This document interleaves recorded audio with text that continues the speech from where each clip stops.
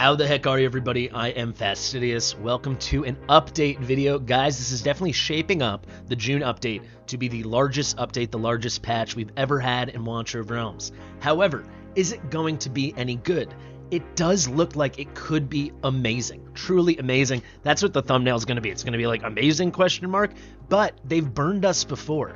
The May update, if you remember, I was very excited about it. I said it was very promising. I said it could be amazing as well. And what happened? They took Nasalt away from us. They messed up the Forge, all those issues now with the Wicked Vengeance and stuff like that. Bunch of other little mistakes. There's been hyper monetization. Can they win back our belief in their updates with this patch? I sure hope so, guys. Let's break it down. First, I do want to say we've passed 14,000 subscribers on the channel, so thank you so much. If we can reach 15,000 subscribers in 1 week by May 22nd, I will give away 15 account takeovers. 15. I know that is a big goal, but that's why it's a big giveaway. So it's a big prize if we're being ambitious here and we can get the remaining like 900 subs in the next 7 days. So make sure to subscribe if you haven't done that yet. Hit the notification bell, and if we hit it, I will absolutely give it away. It's a big giveaway. It's gonna be like 15 to 20 hours of work for me, but I'd be more than happy to do it. Let's make that big push. All right, guys, let's get into it. Fastidious. Fastidious. Alrighty, guys, let's get into it. They gave us these nice infographics as they do. This is with all the stuff we need for the June patch. Then there's more thorough stuff here. I know sometimes these update reviews, these update breakdowns take a while, so I figured let's start with the infographics, and then I'll quickly fill in the blanks, or as quickly as I can, I will fill in the blanks using the actual text announcement. So I'm actually going to go to the bottom, because this thing at the bottom is what I think is what could make this an incredible update. This is the biggest thing for many, many players. Let's start with Guild Boss. Everybody is disappointed, saying their Guild Boss rewards are bad. I'll be honest, for a lot of people, I think they're somewhat inappropriately annoyed because they're getting less gold chests, so they think they're getting worse rewards. They actually reclassified what quality of rewards triggers either a gold or purple chest in those endgame Nightmare 3, Nightmare 4 runs.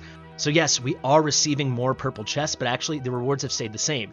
That being said, many people are very appropriately annoyed just because the rewards kind of suck. And I don't disagree with you on that at all. You have to be very lucky to get good rewards. So the change coming in this patch hopefully will change that. Guild Boss chests from Nightmare difficulty and above, first off, will no longer include some of the trash. So examples are the insignias and the rare skill crystals. You do not need that. But they also are going to have a higher chance to grant other valuable things, legendary skill crystals, and then it says and others, and other valuable items. So I hope that means legendary soul stones. I hope that means legendary summoning crystals. I hope that means ancient summoning crystals, but they are keeping it vague, and the cynical part of me thinks they're keeping it vague for a reason. Now on the right, we have got gear plan. So these are going to be pre-customized, pre-designed, and personally titled gear loadouts that you can create. There can be 50 builds that you design that you can just preset and then load them onto different heroes as you need. So you could have things based on the set. So like Infernal DPS 1, Infernal DPS 2, Soulbound 1, Soulbound 2, Soulbound 3, something like this, right? Or you could have, for a hero use, you could have all their different builds with different titles. So Silas Guild Boss, Silas GVG, Silas Gear Raid. You could have this kind of flexibility. I think this is the greatest quality of life improvement ever. I have a whole video about it where I actually show you how it works on Forerunner. Go check that out. All right, guys, back to the top now. Let's go through it really quickly. I'm going to do my best to go quick. First up, we have the new Odyssey quest line. So you know how we had the Hero's Path or whatever it was called. I believe it was called Hero's Path that we call like the Volca quests, the Volca missions. Will be either here in storyline or right next to it. And it's going to be 80 tasks. Some will be very easy and just some you will have already completed retroactively. Some will be kind of complicated, some will be annoying, and some will be things that you have to plan for beforehand or save up on. So I actually will have the entire list posted on my website, certainly before May 20th when this patch goes live. Also, I should say, this patch goes live on May 20th. There you go. So you can see there's some crazy rewards. It's very, very cool. So the quests, some of them here you can see it says clear stage 12 and gear raid 3. That will be retroactive. So many people tell you have to go back and beat that if you're already farming 19, 20, or 21, or anything above 12, really. But some of them you will have to do, like here, clear gear raid on any difficulty 10 times. That will not be retroactive. So we'll have a list and we'll say what's retroactive, what isn't, and what you need to save up for. For example, one of them is upgrade a demon soldier. Another one of them is sell off 5 epics, 5 duplicate epics. That stuff you might have to plan for or save up for ahead of time instead of reaching that quest and scrambling and maybe having to wait a couple days or weeks to get what you need. This way you can save up for it now and you'll just knock it out instantaneously. It'll be easy peasy. So we'll have that list and we'll have everything color coded in some way. We'll have that very soon in the next couple days, so look out for that. Should be pretty cool. The rewards are very nice. So there's 2 big rewards. One is this cool Dolores skin. I will tell you, I've checked out the skin on Forerunner and on test server. The jiggle physics are out of control. It's actually too much. It's like freaking silly putty flapping side to side. It's outrageous. It looks like bubblegum. That is not correct. And we're getting a crazy new legendary hero. He's an esotericist arbiter. And he's going to be like the new Volca kind of hero, the free-to-play hero that you get. For some of you, it might take you a long time. For more endgame players, you're still going to have to progress through the missions, but I think some people can get him pretty quick. He looks to be really strong. I know they're still tweaking a couple things in his kit, because I know Mike spoke with the dev contact. She mentioned that to him. I'll try to cover him as soon as he comes to Forerunner. As soon as he is playable, I will cover him. I think that's a good compromise, or if he comes to test server, obviously, because he's not there yet either. But then these rewards, so those are the big rewards. I believe you get Dolores at 50, you get In It on the last one at 80. But we now have Legendary Hero Soul Stones and Mythic Artifact Essence, to this point, impossible to get guaranteed. It's just impossible, right? The only way you can get Mythic Artifact Essence, I guess you could if you're selling off your legendaries religiously, which no normal player is doing. That's really reserved for pay-to-win players. But you can purchase one of those every other week, so it's not this week from the Awakening shop. But really, there's no proper way to guarantee getting that. And Legendary Soul Stones, you just have to be really lucky. So some people like me, I'll just show you, and people are going to hate me, have been very lucky. I've gotten 5 Legendary Soul Stones. I used one on my Twin Fiend. I have 4 others that I'm sitting on. But that takes reaching endgame guild bosses and still getting super lucky. And that was in 300 days that I did that. So it's not really something you can plan for or feel pretty sure that you're going to get. You do need to position yourself, but then be supremely lucky. Sorry to anyone that's annoyed that I was, and that's annoyed that I'm hoarding them like a madman. But now we actually have a guaranteed way to get it, and I think that's amazing. One of the progression quests will give you a Legendary Hero Soul Stone, and that's huge. You can also get some Ancient Summoning Crystals, Legendary Summoning Crystals, Legendary Skill Crystals, the Gear Recast Hammers, which are actually stronger than I realized. If you guys want to know the math on that, you can let me know. Maku did some amazing math.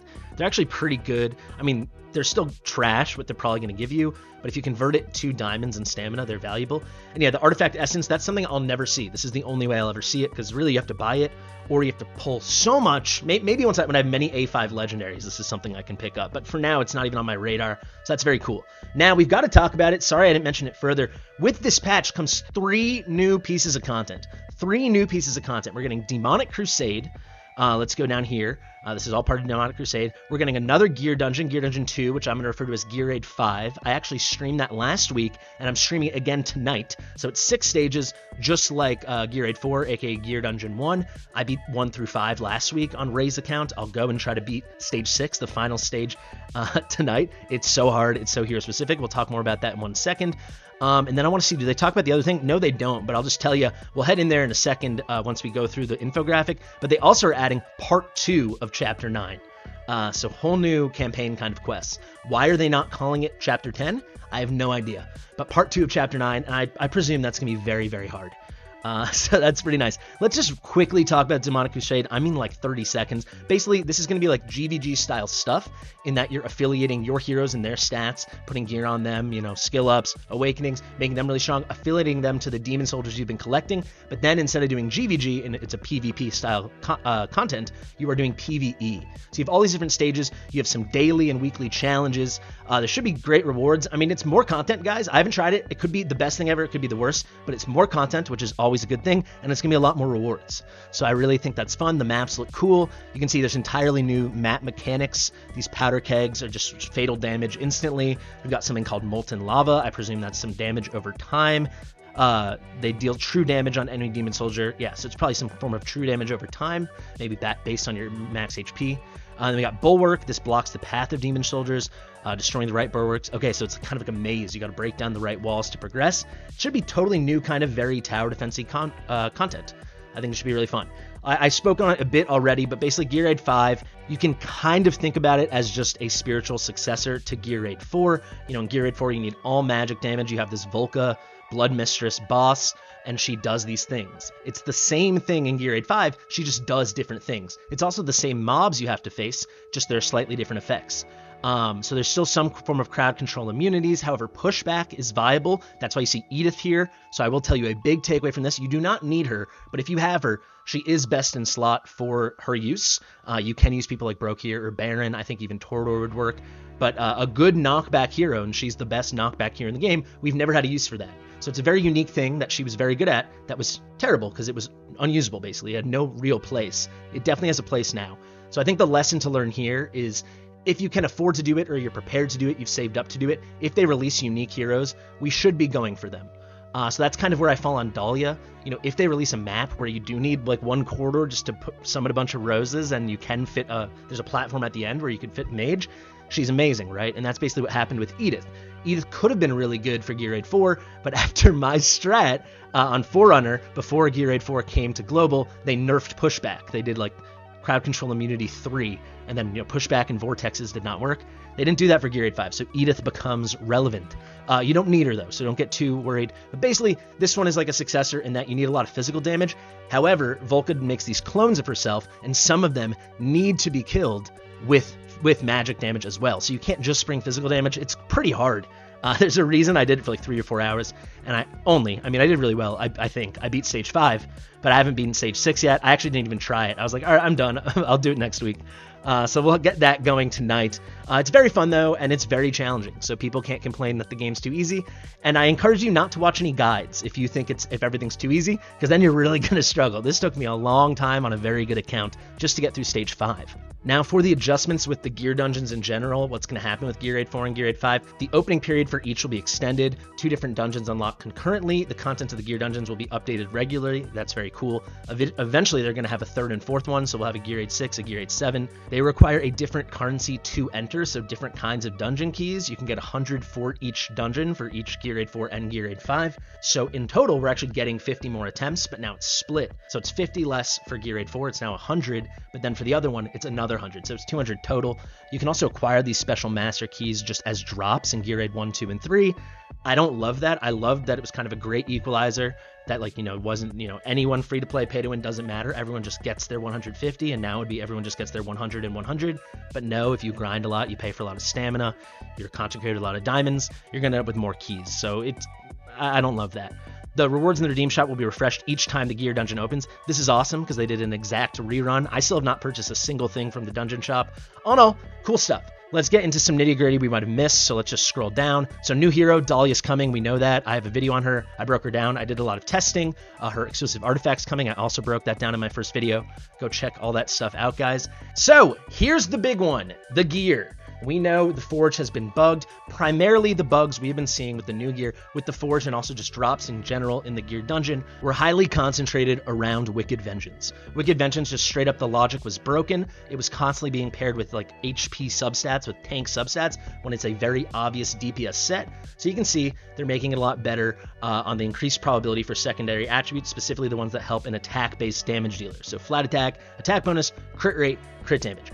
This is great news. However, we've also been seeing, and it's not nearly as much and not as consistent and prevalent, we've been seeing a lot of like kind of wacky substats on other gear. Let's see what happens with that stuff. But without a doubt, I think you can Forge again because one of the main sets no longer will be completely bugged. To make it also really clear, guys, because people still send me pictures of their gear like every day, the bug was only ever with ancient gear and variant gear. Absolutely nothing in this game is guaranteed on your normal gear. It's almost always trash. That is how it works. All right, so the other thing, quick change, we talked about that. Incredible. Now you can click on quick change, which will have 2 different tabs, gear swap and gear plan. So gear plan obviously being the great new feature. And here we go. This is, I don't know why this was not in the big infographic. Stage 9, part 2, 12 new stages in the campaign. I mean, that's huge. Also a brand new experience stage. So it's kind of like another 4th piece of content. This is a lot of new content. Voidrift now automatically uploads the fastest clearance to autofight. That's great. We like to see that. You can also manually upload the fights. That's cool, instead of just doing the last one you always did. So if for some reason with some buff on the enemies, debuff against you, you were struggling and you had a slow run, this is remedied now. It's always just going to keep the fastest run, so you don't get penalized week to week. That's nice. The level upgrade reward after reaching level 50 on Gold Dragon Pass has been changed from Gold to Hero XP. This is great. I mean, the Gold is useless to any endgame players, honestly. Everyone is in the tens of millions plus. I couldn't use this all if I wanted. I think I could 16 every piece on my account.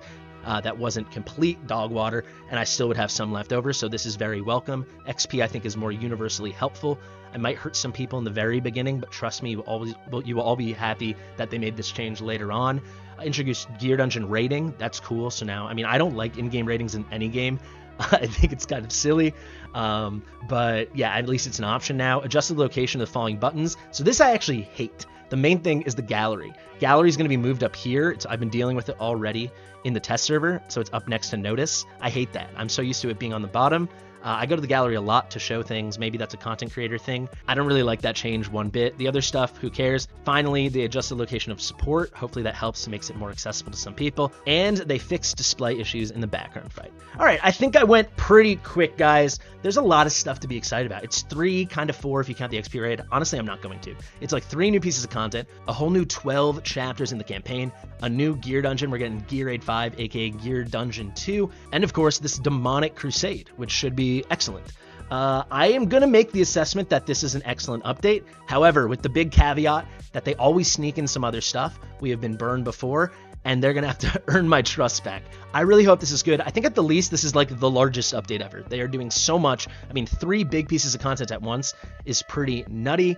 Let me know what you guys think. Are you excited? Have you been burned one too many times? Are you a man or woman or person scorned like I am? Let me know in the comments. Subscribe. We've got 7 days to reach another over 900 subs. Very ambitious. But if we do that, I will give away 15 account takeovers, however long it takes. I'm happy to do it to celebrate. I'll do something regardless, but not something that big. Let's try to get there. So definitely share this one with your mother. Make sure she subscribes, your friend, your family, your dog. Get everyone subbing. I've been Fastidious. I'll see you guys real soon.